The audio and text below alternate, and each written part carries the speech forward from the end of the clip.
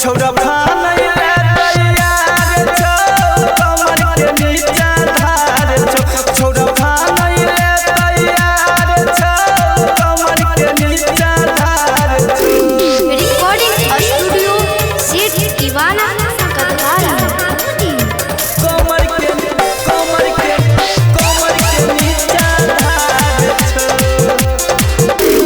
कहै छौ सेठू कहो कि जमोहन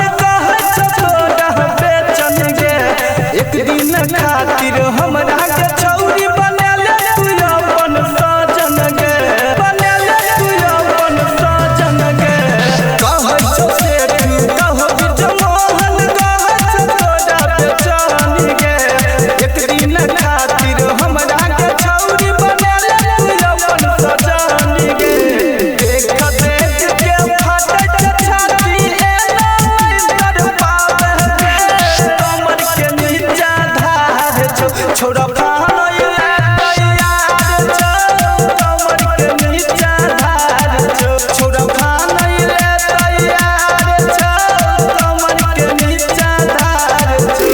रिकॉर्डिंग स्टूडियो सेठ दीवाना कदवारा।